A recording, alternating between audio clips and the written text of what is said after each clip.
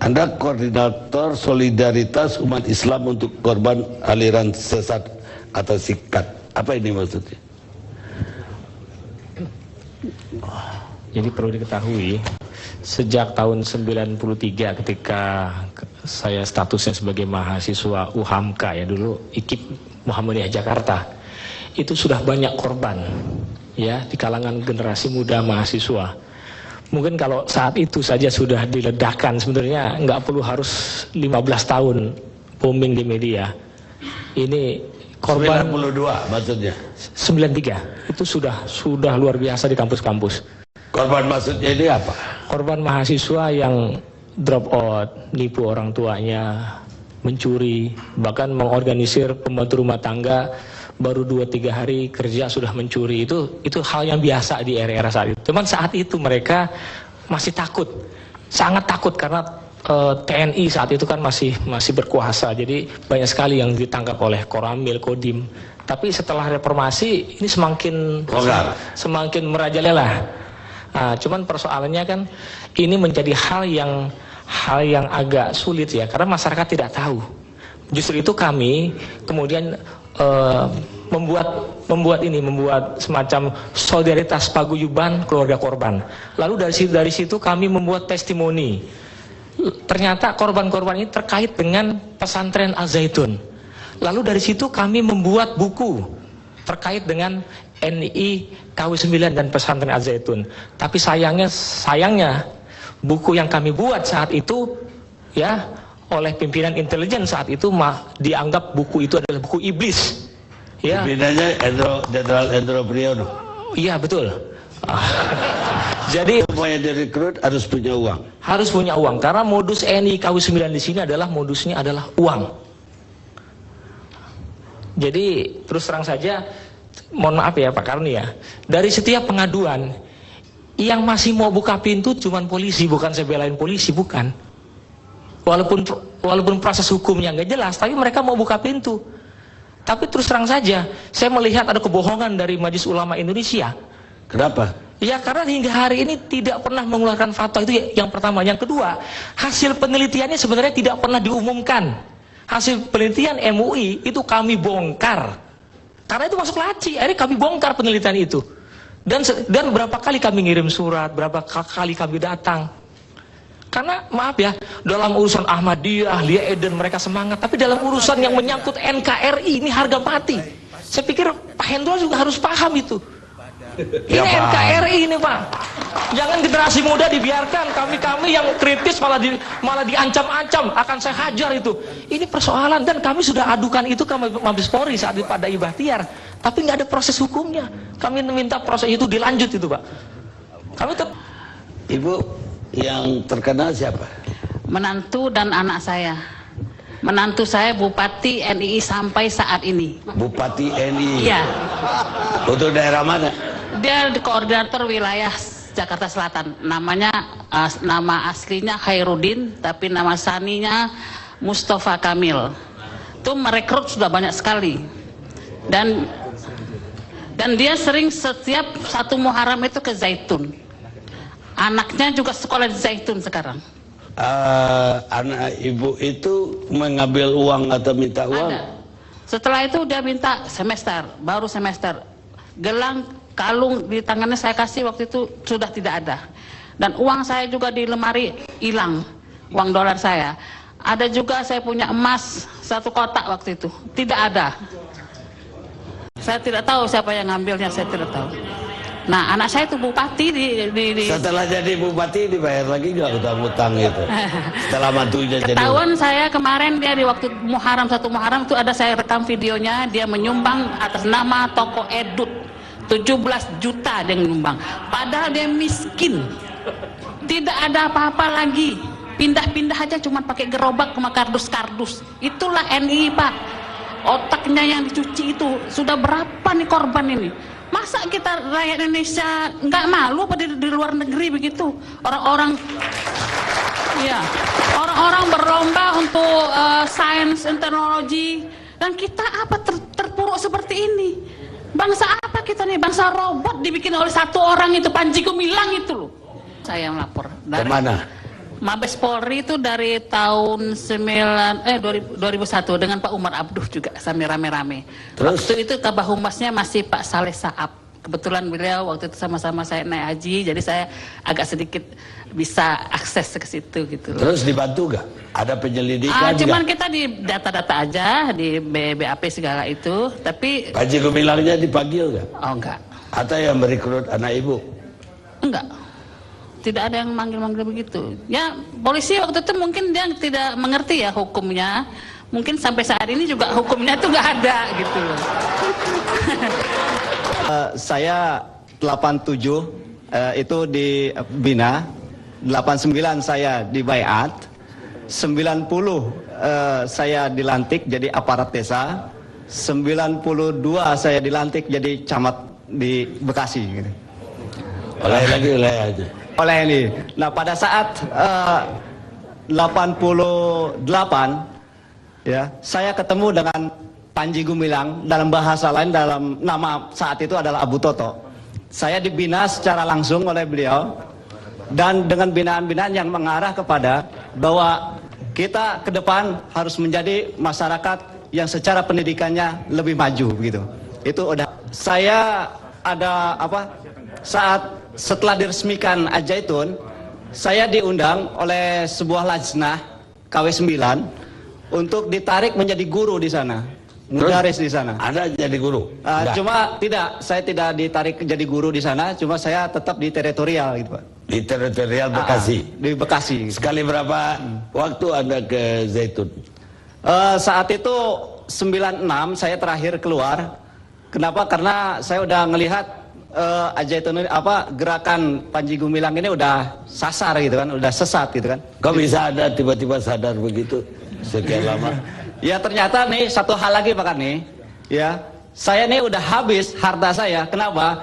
Karena saat itu ya Panji Gumilang atas nama negara Islam Indonesia itu minjam uang kepada rakyatnya, pinjamkan gitu kan, dengan jaminan 5 tahun itu akan balik, masalahnya begitu. Ada ya sampai setahun saya itu. Setahun saya dicari begitu kan. Anda melarikan diri? Ya ngumpet-ngumpet aja gitu Pak. Terus keluarganya nggak didatangin? Ya didatangi juga gitu kan. Itu mah kemudian keluarga saya pindah karena udah habis ya ekonomi saya, keluarga saya ya kemudian pindah ke Bogor gitu. Terima kasih. Jadi sebagai orang yang bersama-sama dengan para korban dan terbawa tanggung jawab, saat itu saya berada di LPPI, Lembaga Penelitian dan Pengajian Islam. Jadi mengkaji tentang aliran-aliran sesat. Jadi ketika tugas itu saya dapatkan, maka saya melakukan upaya mencari data-data kepada seluruh mantan teman-teman Abu Toto ini. Jadi Abu Toto ini confirm dia yang Panji Gumilang? Panji Gumilang. Dia tadi nggak mengaku bahwa dia yang Abu Toto. Ya itu kan dia bilang seperti yang di media, banyak orang yang menyatakan atau memanggil saya Abu Toto, tapi nama saya bukan Abu Toto. Jadi diplomasi seperti ini kan memang diplomasi NII. Baik. Ya. Terus ada data-datanya bagaimana caranya? Anda datang ke situ, Anda wawancara dia? Saya tidak sampai mewawancara dia, tapi orang-orang yang merekomender dan orang-orang yang sudah tertipu semuanya.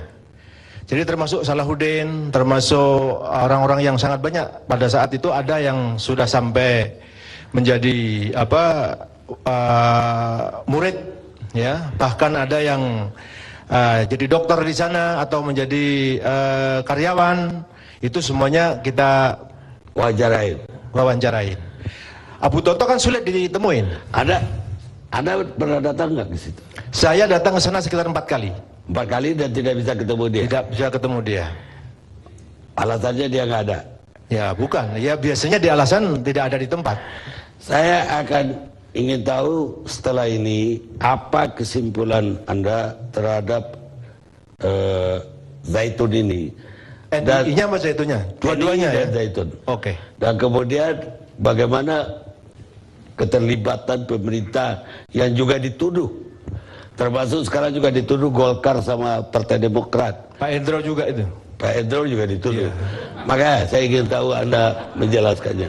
Baik, terima kasih. Kita tahu NII ini Saya ingin kesimpulan dari apa yang Anda teliti dan apa yang Anda jadi. NII ini adalah bentukan pemerintah dan pernah kemudian sejak tahun 65 sampai 71, 77 ditangkap, kemudian dibiarkan lagi tahun 79, 82, 84, 86 terus ditangkap sampai pada akhirnya muncul. Yang ditangkap siapa? NII-nya. Tokoh-tokoh NII yang level bawah, level 2, level 1 enggak. Nah, ini Panji Gumilang nggak ditangkap kan? Panji Gumilang masih muda pada saat itu. Ya. 78 dia masuk penjara karena ditangkap urusan yang lain. Jadi masalah undang-undang perkawinan pada saat itu. Dia kemudian masuk di KW 9 ini. Saya tidak tahu apakah dia dimasukkan intelijen ataukah memang dia dipakai intelijen. Yang jelas sampai pada tahun 92 dia dikokohkan menjadi pemimpin atau presiden di NII KW 9 ini.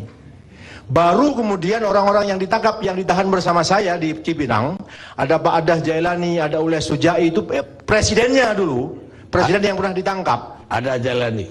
Mungkin Pak Uci Kaligis pernah membela barangkali itu. Ya. Ya, itu ketika bebas, itu langsung menjadi penasehatnya Panji Gumilang.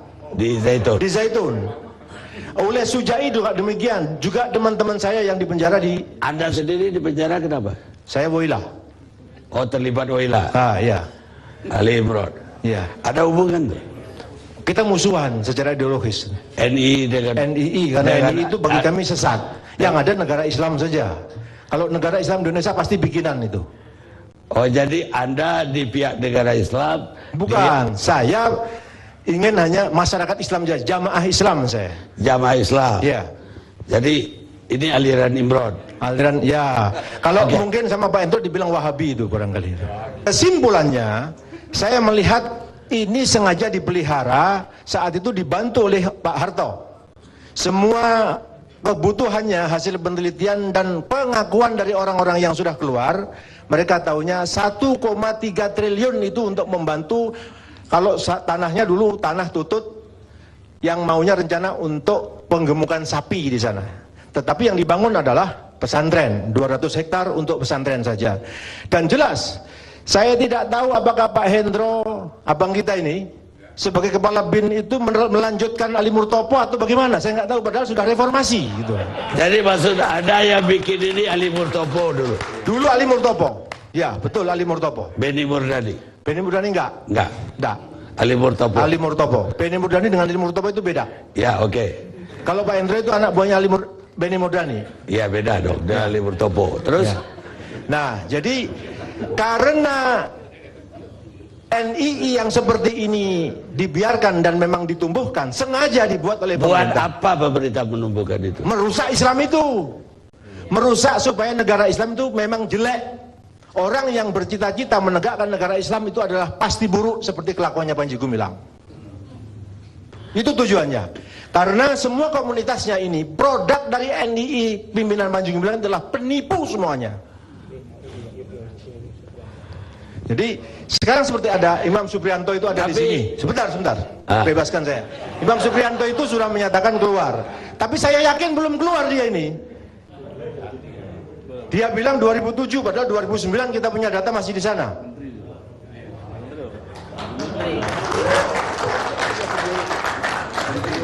Videonya ada, kita punya itu. Jadi saya ingin tahu dari Anda, setelah Anda teliti, bisa saja kan Panji Gumilang mendirikan Zaitun, kemudian orang-orang yang dia tugaskan menipu di luar.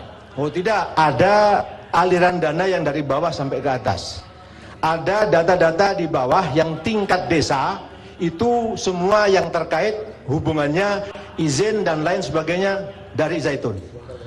Oke, jadi kalau kita bisa lebih gampang lagi, uang sebagaimana yang juga dikuatkan oleh Imam Supriyanto, uang Panji Gumilang Abu Ma'arik itu diantaranya disimpan di Bank Senturi, di Bank CIC dulu itu.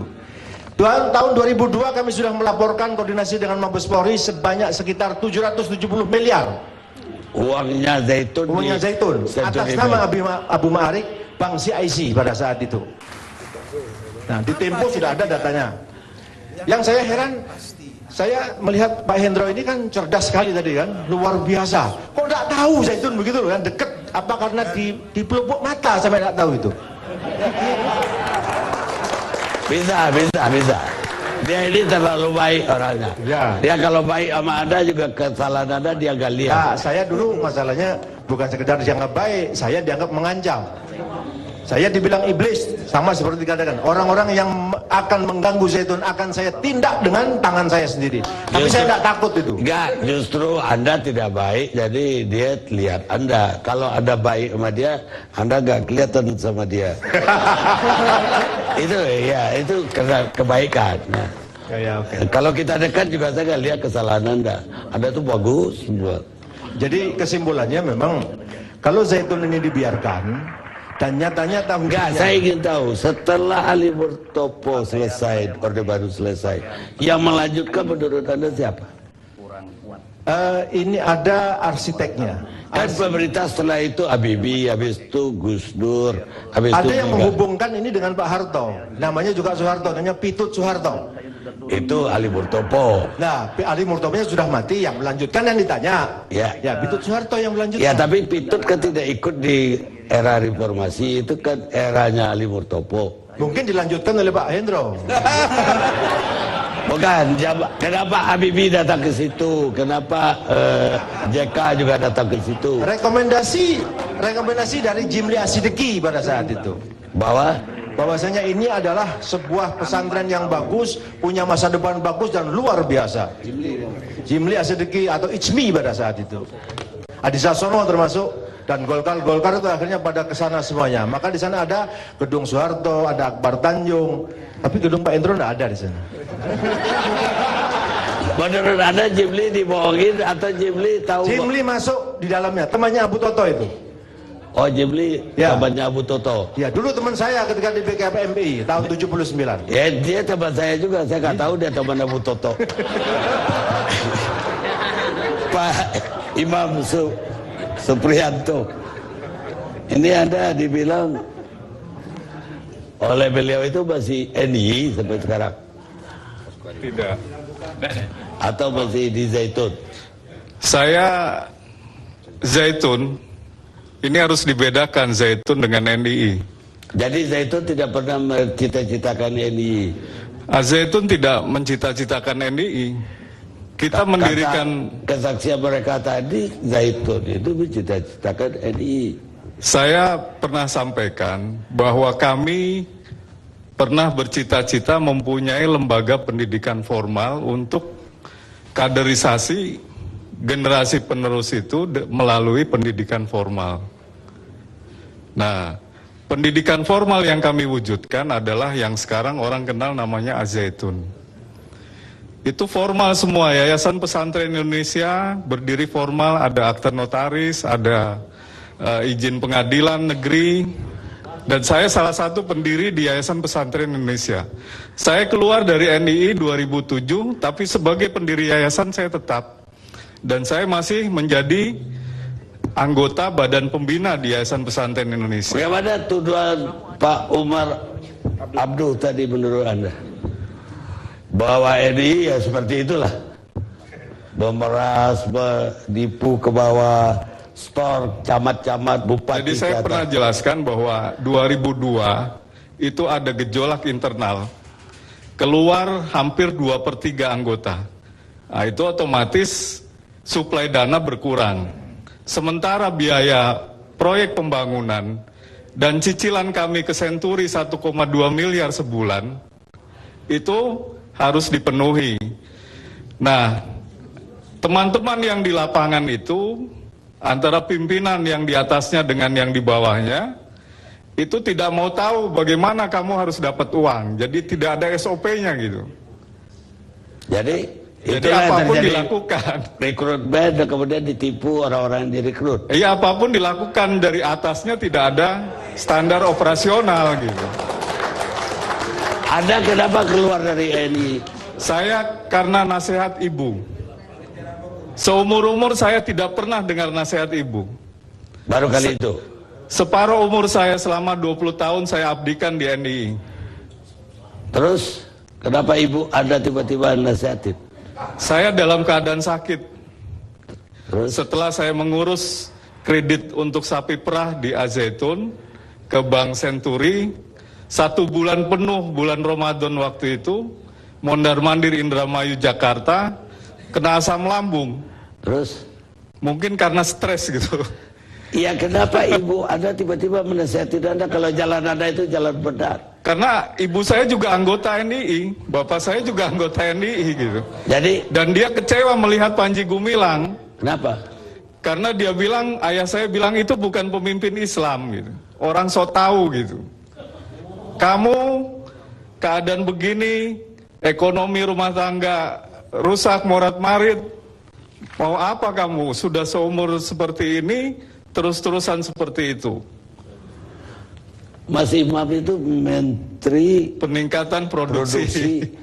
harusnya kaya dong. Mestinya. Tapi ketika jadi menteri tetap aja miskin. Saya itu pernah jadi direktur logistik semacam Bulog gitu, yang mengelola suplai beras produksi sampai suplai. Itu setahun produksi atau stok sampai 10.000 ton atau 10 juta kilo.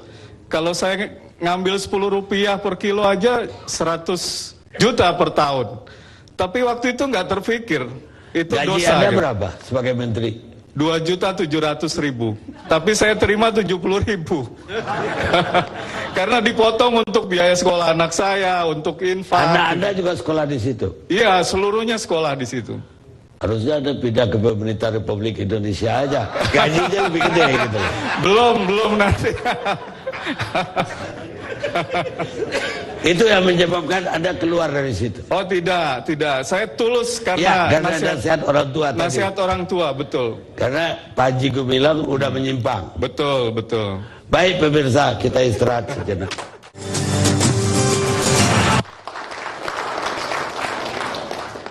Baik Pak Menteri, mantan Menteri. Saya ingin tahu kalau Bupati saja keluar akibatnya seperti tadi, camat diancam segala macam, Anda nggak diajak? Saya malah diajak bargaining. Oh, karena Menteri diajak bergini. Bargaining. Pernah saya dihubungi oleh Menteri Keuangan, kapan mau ketemu gitu. Jadi Anda ketemu? Belum, saya belum Apa ketemu. tawarannya? Tawarannya, ya bilangnya kita berunding. Tawarannya belum tahu. Oh, karena nggak ketemu jadi nggak tahu. Iya, nggak tahu. Per telepon. Saya juga ingin ke Pak Imran ya. Pak Imam Salahuddin. Oh, udah. Pertanyaan berikutnya sama siapa yang menikmati duit banyak itu, uang banyak itu? Sekarang ini Pak Panji. Hanya Pak Panji toh? Iya. Karena Karena menjadi Pak menteri- Panji kan sekarang ya seperti Bukan sekarang ini aja, ketika Anda jadi menteri juga siapa yang menikmati iya uang? betul. Beliau bisa pakai baby band, saya pakai sepeda. Baby band dari robetan tular. Suzuki Baleno dari robetan tular. Karena fee dari deposito itu. BMW. Langsung, karena banyak sekali orang tua yang merasa anaknya diculik, kemudian para pengakuan orang-orang yang mengaku dia adalah mantan pejuang di NI sendiri itu mengenal saya sebagai sosok pemimpin di mata mereka dahulu. Namun Anda mengatakan bahwa itu tidak ada kaitannya karena Anda adalah seorang penyelenggara pendidikan di Al-Zaitun. Tapi mereka begitu seragamnya mengatakan hal itu, Syekh. Kalau sesuatu yang seragam di dalam hal-hal yang negatif itu bisa diterjemahkan. Silakan menerjemahkan. Jadi kalau ada penculikan lantas dibawa kepada AS Panji Gumilang, terus ada bahasa pencucian otak AS Panji Gumilang, itu gak logik. AS Panji Gumilang itu pendidik di sini, tiap hari mendidik di sini, tidak pernah kemana-mana. Mereka sering mengatakan bahwa dari hasil ada perekrutan di grassroots, tingkat grassroots yang dilakukan oleh kelompok-kelompok yang mereka akui mereka adalah NII seperti itu. Kemudian mereka melakukan proses pencarian dana dan itu bermuara ke pusat. Pusatnya apa? Mereka bertanya. Pusatnya adalah ibu kota kami. Ibu kota kami apa? Indramayu. Indramayu mana? Zaitun. Mereka mau ngomong seperti itu, Syekh. Nah, kalau menanggapi ibu kota begitu, itu namanya orang yang harus ditanya dengan jelas. Sejak kapan Indramayu ini jadi ibu kota? Tanyalah dengan jelas. Kalau saya harus menjawab, ibu kota Indonesia itu ya Jakarta. Lah kenapa harus kemana-mana? Amidan, sebagai majelis ulama, katanya majelis ulama udah meneliti ini, dan kemudian terakhir juga udah mengeluarkan pernyataan. Sebenarnya bagaimana sikap majelis ulama atas NII ini? Ada dua entitas ya. Yang pertama itu Ma'had Az-Zaitun. Yang kedua ya NII KW 9. Ini dua hal yang berbeda atau dua hal yang berhubungan? Dua hal yang berbeda, tapi ada relasi. Relasi? Ya, satu sama lain. Relasinya bagaimana? Az-Zaitun itu sampai hari ini itu sebuah pesantren yang saya kira luar biasa. Arealnya itu ada 1.200 hektar. Ada masjid terbesar di Asia Tenggara dan sebagainya. Sebenarnya bagi umat Islam membanggakan itu. Nah, kita meneliti dari segi kependidikannya. Kependidikannya sebenarnya tidak ada masalah. Jadi itu juga kita hubungkan dengan penelitian Balitbang Kementerian Agama yang juga meneliti. Nah, sama sikap kami dan pendapat kami bahwa kependidikannya itu tidak ada masalah. Oleh karena itu Ma'had Az-Zaitun ini demi prinsip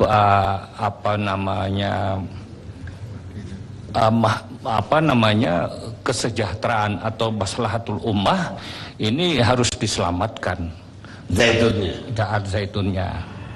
Nah, sedangkan ini memang dalam penelitian kita itu dia pemahamannya tentang agama itu menyimpang. Ya, seperti tadi banyak dikatakan, dia di luar kelompoknya itu kafir. Sehingga ya juga dalam fundraising itu dia menggunakan adagium agama. Pokoknya ini NII ini dari segi pemahamannya menyimpang. Itu domain kami dari segi pemahamannya itu kan. Sedangkan dari segi gerakan politik dan sebagainya itu di luar domain MUI. Nah, ada relasinya yang kita tahu. Ada 3 relasi. Yang pertama relasi historis. Relasi historis itu bahwa pesantren Az-Zaitun itu memang didirikan oleh NII ini. Ada semacam politik etis politik ya, yaitu tadi mau mendirikan pendidikan yang formal. Dia kurikulumnya menyatukan antara kurikulum Depak dan Diknas. Nah, ini relasi dalam hal historisnya. Jadi didirikan oleh hubungan antara relasi yang kedua relasi dari finansial itu dana untuk mengembangkan Az-Zaitun ini mengalir dari NII ini itu. Kemudian relasi dari kepemimpinan itu kepemimpinan NII dan kepemimpinan Az-Zaitun itu menyatu dalam satu sosok, satu figur. Haji tadi. Yalah gitu. Nah, penelitian ini sudah kita laporkan kepada Mabes Polri Malah tim kita itu masih ingat saya namanya, siapa yang menerima di Mabes Polri. Itulah yang saya katakan sampai hari ini sejak 2002 itu tidak ada tindak lanjutnya dari Mabes Polri. Baik Pak, yang ingin saya tahu dari Bapak, Pak Hamidan, kenapa dari dulu Majelis Ulama tidak mengeluarkan fatwa untuk ini? Apanya yang dipatwakan? Ini gerakan di bawah tanah. Ini gerakan di bawah tanah dan begitu rumit. Kalau dia cuci otak itu tidak dipatwakan, itu haram. Kalau dia mencuri itu haram. Dia mengkafirkan semua orang Islam lainnya. Itu juga menyimpang. Makanya kita katakan semua itu yang dilakukan dia itu menyimpang. Itu ketetapan kita pada waktu itu. Ingat waktu itu kan. Tapi Bapak sendiri kan tahu relasinya, bahkan pimpinannya satu Panji Gumilang. Ya. Finance-nya juga dari itu NI. kita laporkan kepada aparat, kita laporkan kepada Mabes Polri ketika itu. Bukan kita yang menindaklanjuti. Pak Abu Umar ada jawaban?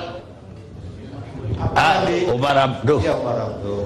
Jadi apa yang disampaikan Pak Hamidan itu benar setengah, tidak benar dua, begitu. Apa nggak benarnya? Ya, yang disampaikan ke Mabes Polri tidak ada. Bagaimana seorang petugas dari MUI memberikan laporan tidak ada note rilis penerimaannya, bukti LB-nya tidak ada. Kalau kami diproses, jelas diproses oleh Mabes Polri. Nah, kita ingin tahu MUI itu sudah ada tindak lanjutnya, jawaban dari MUI, ya, dari itu Polri. kan soal yang saya maksudkan itu, kalau Ahmadiyah kan MUI cepat bilang bahwa itu Ahmadiyah sesat. itu jelas, Ahmadiyah Tapi itu jelas ini ada. kok nggak ada pernyataan dari MUI. Bukan yang mau difatwakannya itu apa, saya tanya. Lah, tadi banyak sekali rakyat Indonesia mahasiswa Yang mau difatwakannya itu apa? merasa ditipu, merasa Ini gerakan di bawah tanah, Pak, ini gerakan di bawah tanah. Pemahamannya, Ya. pemahaman keagamaan, akidahnya, syariahnya, akhlaknya, semua itu ada. Pemahamannya dalam penelitian kita itu sudah dinyatakan bahwa pemahamannya itu menyimpang.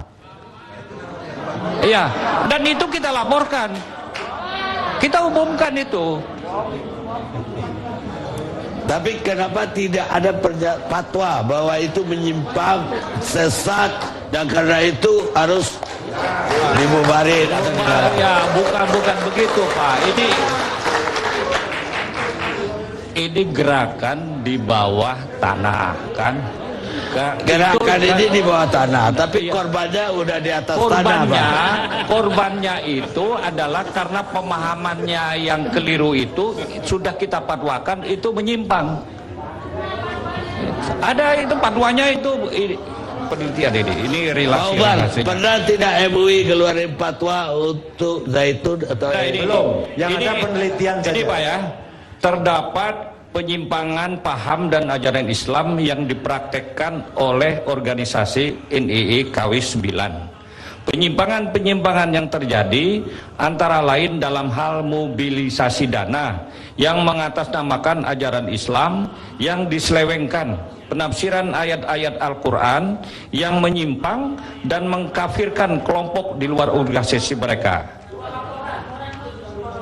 Ya ini. Ya tapi bukan fatwa, toh. Ya itu fatwanya bahwa ajaran-ajaran mereka itu menyimpang. Iya, itu laporan Bapak. Nah ini laporan yang kita sampaikan ke Departemen Agama dan ke Mabes Polri. Baik. Ya.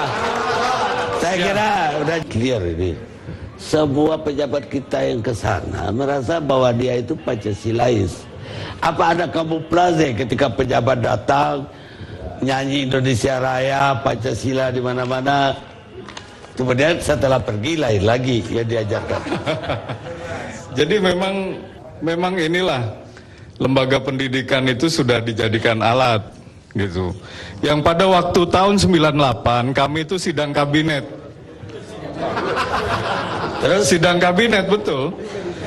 Pada waktu Al-Zaitun itu akan diresmikan.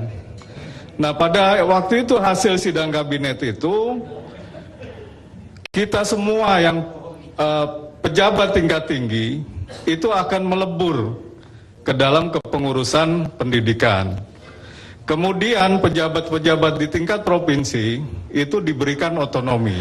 Enggak, yang saya ingin tahu apa ada tipuan kepada strategi ketika Pak Endro datang lagunya Indonesia Raya. Iya, betul. Habibie datang Indonesia Raya. Indonesia Raya. JK datang Indonesia Raya.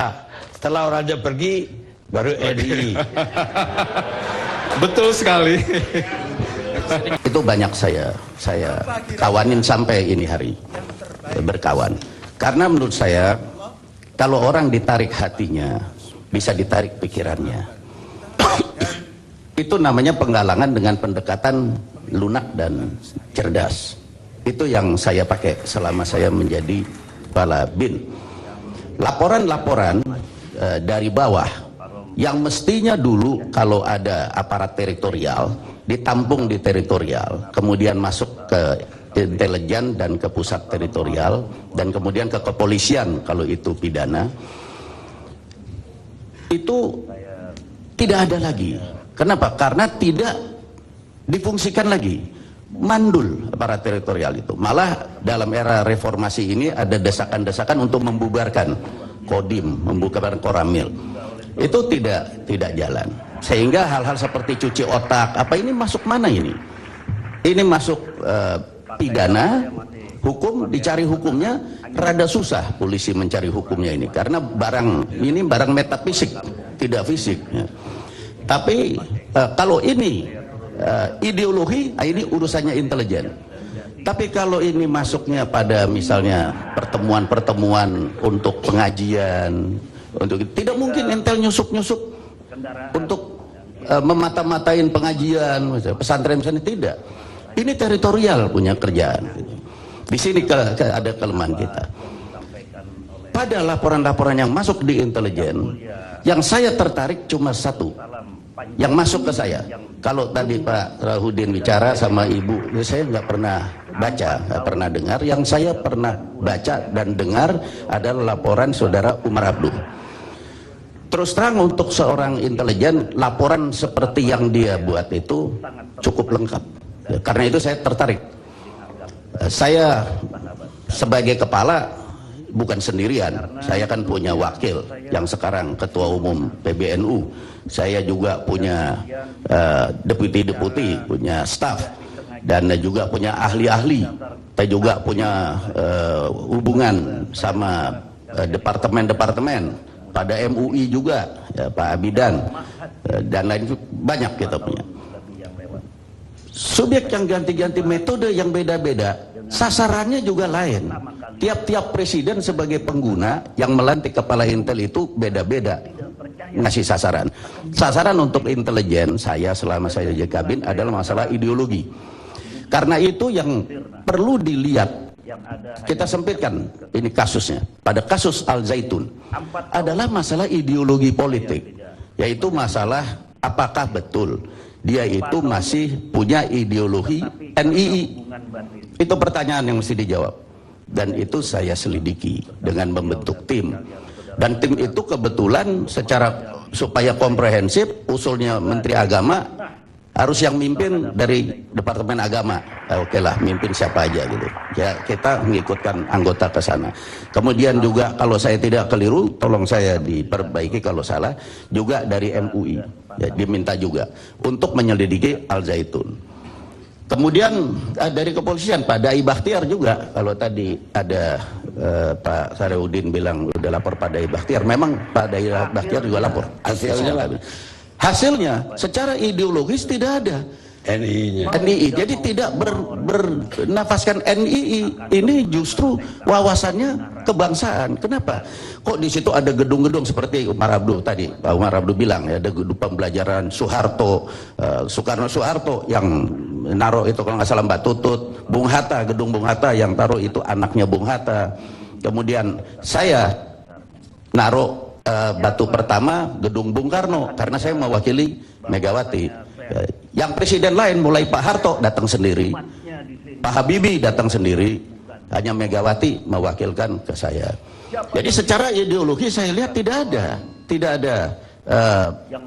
ada penyimpangan. Malahan kata Pak Menterinya tadi itu bahwa memang ada kamuflase. Jadi kalau ada yang datang dari pemerintah resmi, mereka pura-pura oh iya Indonesia Raya, itu jelas. Tapi kita kan menyelidiki juga dari sisi ideologi, ya, dari sisi ideologi politik di antara santri-santri tidak ada apa-apa ya. Mereka tetap ngerti Pancasila, ngerti, semua ngerti. Jadi buat saya, petugas saya selesai itu. Nah, si Panji Gumilang ini tuduhan kepada Al Zaitun itu adalah NII. Makanya saya bela mati-matian NII. Kalau tuduhannya dia itu sebagai penipuan itu urusannya ini polisi, bukan saya. Ya, jadi tolong jangan orang lihat intelijen selalu tukang rekayasa gitu. Ya, saya rasanya berteman banyak dan saya tertarik sama dia ini Umar Abduh. Karena itu saya minta mana laporannya Umar Abduh. Nah, itu ada di staf saya. Kesimpulannya dia, kalau saya baca semua saya bisa nggak kerja. Ya, karena banyak sekali laporan itu ya. Tapi kan lewat orang-orang. Yang saya lihat laporan dia paling bagus. Saya mau baca. Tidak sampai ke tempat saya karena memang sudah dianalisa karena sekian banyak laporan dirangkum. Akhirnya kesimpulannya tunggu dulu, masih panjang. Ya. Yani Wahid bawa ke saya, almarhum Yani Wahid, ini laporan Umar Abduh, saya baca. Itulah makanya saya bilang laporan paling lengkap. Ini laporan namanya intelijen, bukan laporan kacangan gitu. Ini cukup. Jadi sedangkan laporan-laporan lain kan dibikin oleh staf untuk jadi intelijen dong baru masuk. Saya mau sampaikan ke presiden, masa laporan surat kaleng saya laporin kan tidak gitu. Ya, ini laporan-laporan ini sudah diolah menjadi intelijen. Kalau bikinan Umar Abduh bisa langsung saya bikin laporan. Nah, waktu itu presiden di dalam sidang kabinet kita ngomong, coba Al Zaitun itu bagaimana? Mulai dari Bahtiar, saya, Panglima TNI, Menteri Agama, Menteri Dalam Negeri juga laporan. Tidak ada tanda-tanda indikasi ada penyimpangan ideologis, gitu. Tidak ada.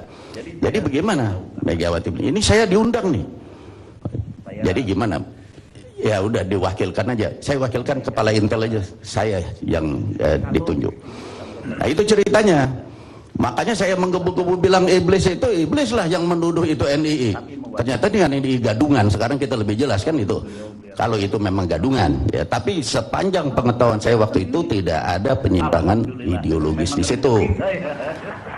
Pak Hendro berapa kali ke situ? Dua kali. Satu kali waktu letakan batu pertama itu, kedua kali dia ngawinin anak. Nah, saya diundang untuk hadir di perkawinan. Jadi saya kira banyak sekali tokoh-tokoh yang datang juga. Masalahnya tokoh-tokoh itu belum tentu pendukung. Yang jelas tidak mendukung ideologi kalau dia NII.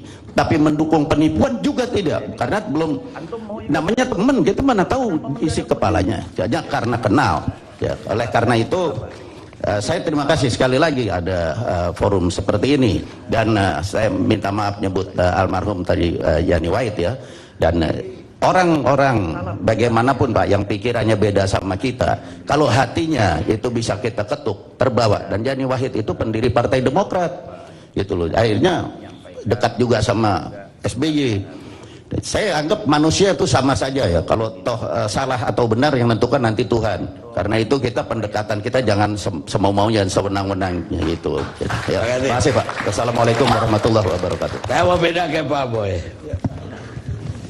Umar Abduh juga udah lapor. Saya kira tidak hanya dia yang lapor, pasti banyak yang udah lapor. Kenapa polisi belum ada action terhadap ini? Nah, coba minimal yang saya antar dulu karena ada kata-katanya Dai Bahtiar dan saya ini kan belum apa-apa dulu ini sekarang aja udah ini kok udah jadi orang besar bangga. Dulu kita simpulkan ini jawaban ke presiden, Bu, daripada kita berteman sama bekas ustadz lebih bagus sama bekas bajingan.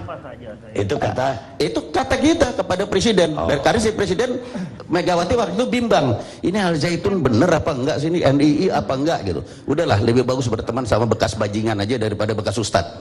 Akhirnya itulah yang menjawabkan. Baik. Terus selanjutnya kepada Dai dan Dai Bahtiar, bagaimana ceritanya silakan. Ya.